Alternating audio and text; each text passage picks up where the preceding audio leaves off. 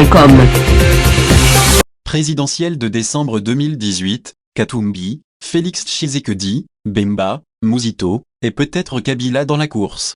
La Commission électorale nationale indépendante CENI ouvre officiellement ce mercredi 25 juillet 2018 le bureau de réception et traitement des candidatures à l'élection présidentielle ainsi qu'aux élections législatives nationales du 23 décembre 2018 à son siège situé sur le boulevard du 30 juin, dans la commune de la Gombe. Sa clôture devrait intervenir, sauf imprévu, le mercredi 8 août. Dans cette fièvre préélectorale, la curiosité de tous va se focaliser sur les aspirants à la fonction présidentielle. À ce stade, les présidentiables déjà investis par leur parti ou regroupement politique s'appellent Moïse Katumbi, Ensemble, Félix Tshisekedi, UDPS et alliés, Jean-Pierre Bemba, MLC et alliés, Martin Fayulu, SID, etc. Bien que n'ayant pas encore reçu l'onction officielle de son parti, le Palou, Adolphe Mouzito a déjà annoncé ses ambitions pour la magistrature suprême, largement soutenu dans sa démarche par la base interne et la diaspora. Muet jusque-là sur son avenir politique, Joseph Kabila, le président sortant, est pressenti, par l'opinion tant nationale qu'internationale comme candidat à sa propre succession. Au vu de la pré-campagne électorale que des cadres de la majorité présidentielle et du Front commun pour le Congo battent autour de sa personne, et de la non-désignation de son dauphin jusqu'à la date de l'ouverture du dépôt des candidatures pour la présidentielle, il n'est pas exclu qu'il se positionne comme le candidat de ces deux plateformes politiques à la compétition électorale du 23 décembre 2018.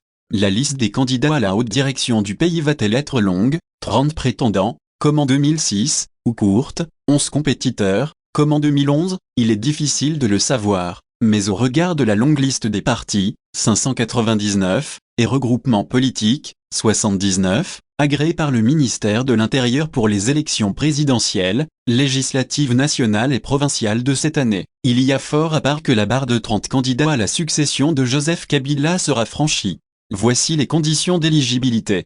Être de nationalité congolaise, d'origine pour le président de la République, être âgé de 30 ans au moins pour le candidat président de la République et 25 ans révolus pour le candidat député national. À la date de clôture du dépôt de candidature, jouir de la plénitude de ses droits civils et politiques, ne pas se trouver dans un des cas d'exclusion par la loi électorale, avoir la qualité d'électeur ou se faire identifier et enrôler lors du dépôt de sa candidature, être titulaire d'un diplôme d'études supérieures ou universitaires, ou justifier d'une expérience professionnelle d'au moins 5 ans dans le domaine politique, administratif ou socio-économique.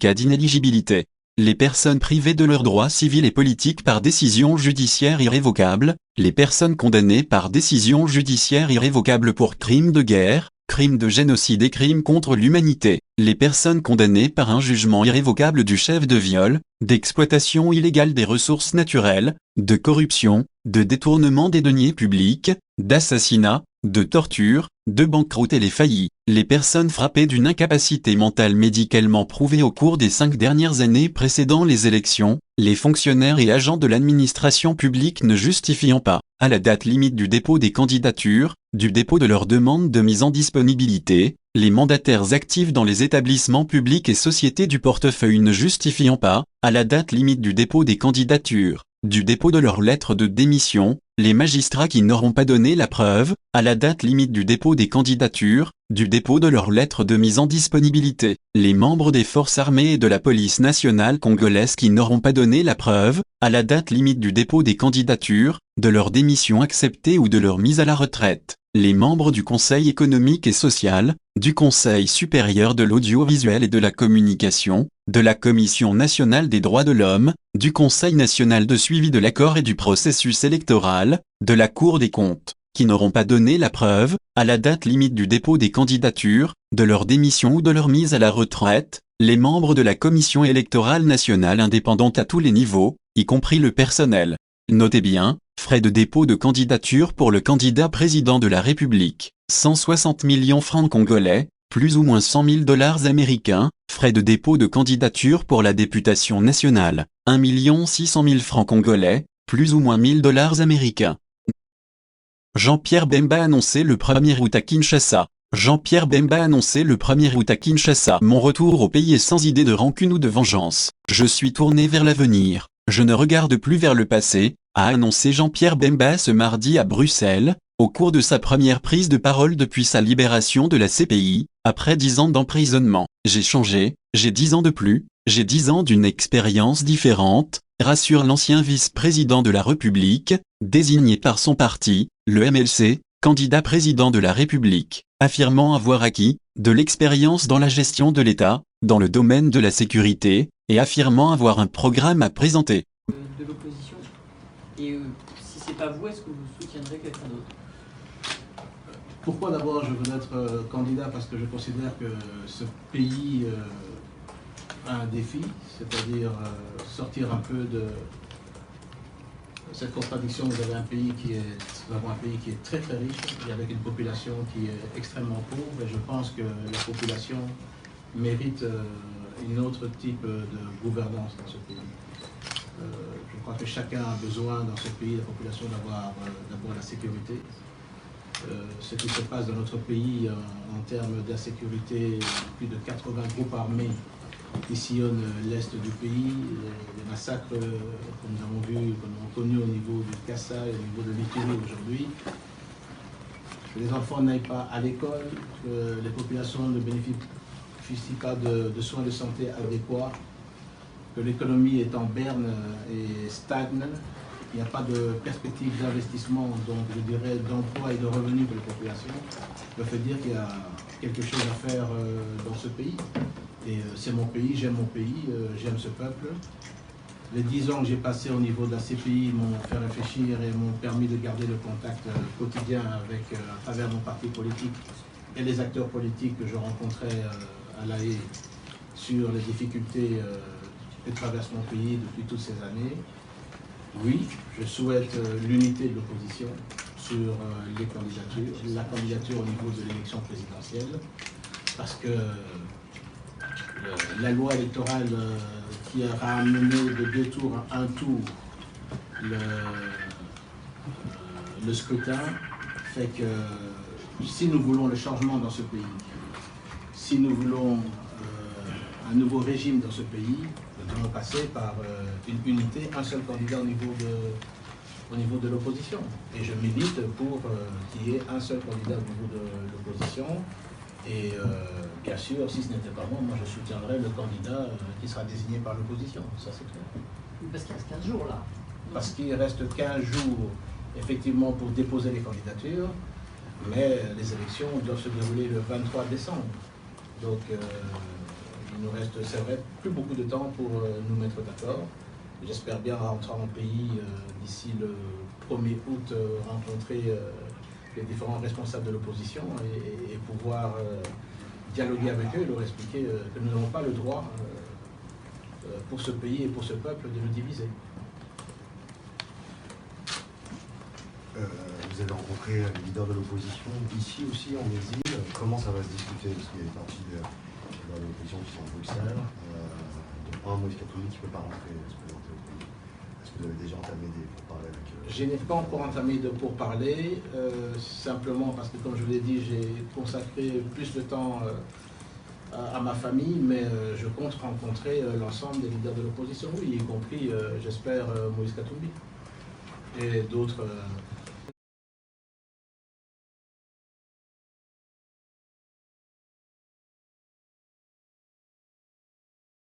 La nouvelle a été annoncée. Moïse Katumbi sera de retour en RD Congo la semaine prochaine. La nouvelle a été annoncée par son avocat, Maître Éric Dupond-Moretti, dans une conférence de presse qu'il a donnée à Paris, mais aucune précision de date n'a été donnée. Toutefois, sur base des derniers éléments du dossier Katumbi à sa disposition, son avocat conclut que plus rien ne saurait faire obstacle au retour au bercail du chairman du tout-puissant Mazembe.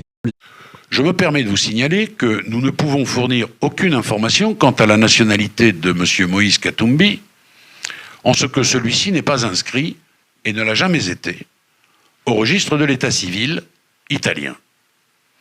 Pour les mêmes raisons, il n'est pas non plus possible de fournir des informations quant à la nationalité de Moïse Katumbi. Alors, vous savez, il y avait Moïse Katumbi Chapoué et Moïse Katumbi Dagnano, n'étant pas, lui non plus, inscrit sur les registres susmentionnés.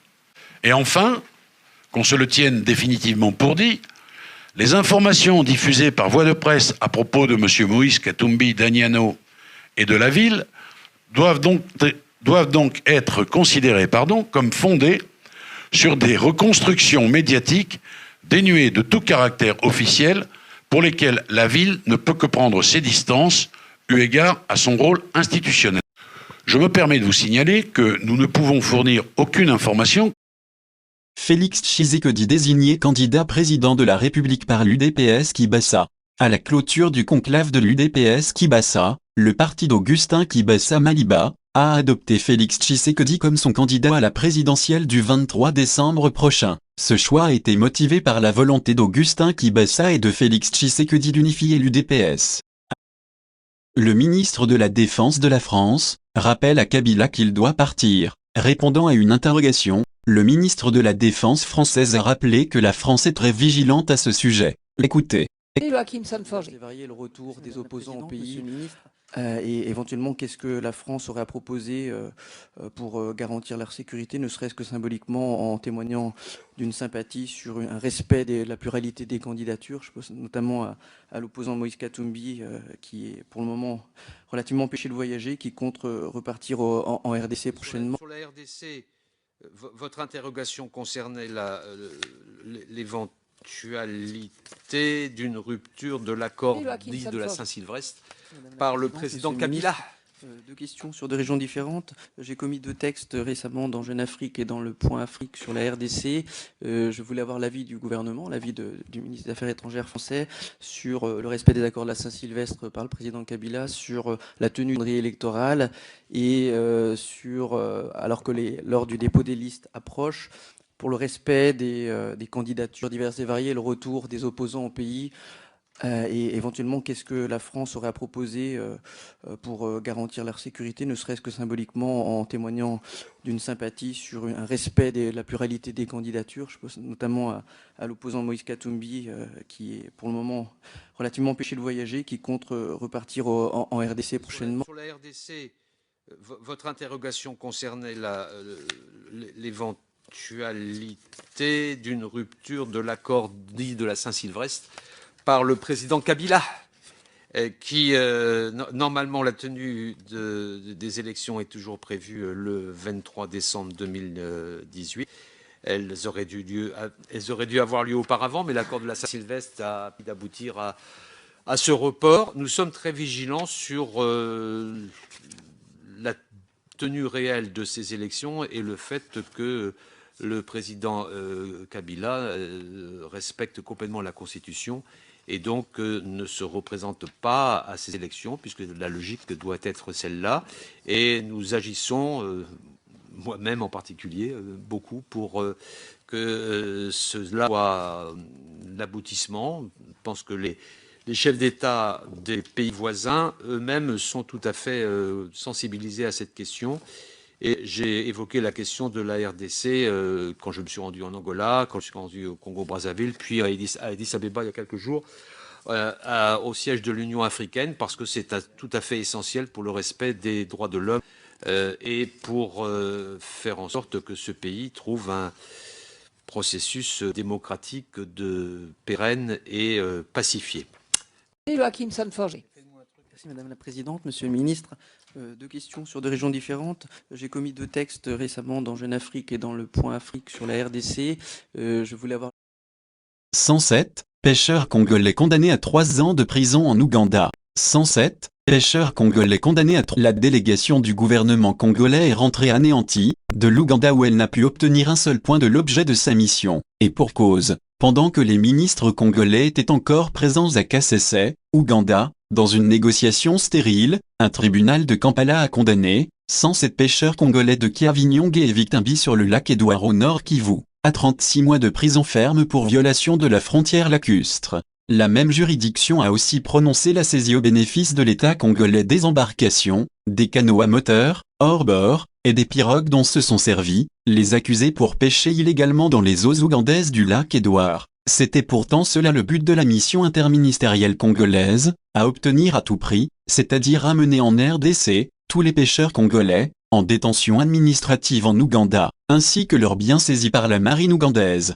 Car, du côté de la RDC, on met la main au feu en attestant que les pêcheurs congolais ont été interceptés par la marine ougandaise du côté de la RDC, où les Ougandais entrent souvent en profondeur en ignorant les limites entre les deux États. On sait aussi que les faits se sont produits sur la partie de la frontière lacustre du lac Édouard, entre les deux pays où il n'y a pas de borne de limitation de la frontière, raison pour laquelle les deux pays par leurs deux délégations réunies à KCC devraient jeter les bases de la résolution pacifique de cette épineuse question de fixation des bornes frontières. La confusion connue jusqu'à ce jour entre les deux pays va continuer.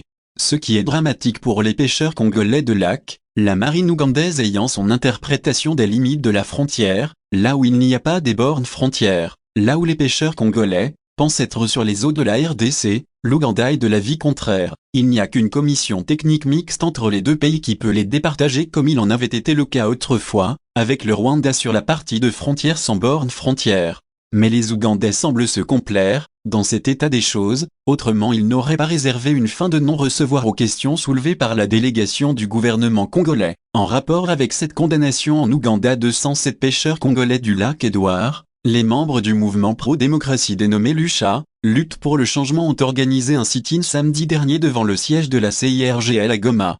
Pendant ce temps, à Beni, dans le septentrion du Nord Kivu, tôt le matin d'hier lundi 23 juillet, une horde des islamistes ADF a attaqué l'aéroport de Mavivi où est située une base de la MONUSCO. On parle des combats d'une rare violence entre ces rebelles ougandais lourdement armés et les FARDC appuyés par la brigade d'intervention de la MONUSCO, composée de soldats tanzaniens. Des centaines de milliers d'habitants quittent la zone pour aller se réfugier, en ville de Beni, à une trentaine de kilomètres de là. Au fait, cette région est en proie à des attaques des terroristes ougandais des ADF. Pire encore dans le triangle de la mort Beni Kamangumba où les Tanzaniens de la brigade d'intervention de la MONUSCO ont perdu 15 hommes tués dans une embuscade meurtrière sur cet axe, le plus lourd bilan connu par les soldats de la paix à travers le monde.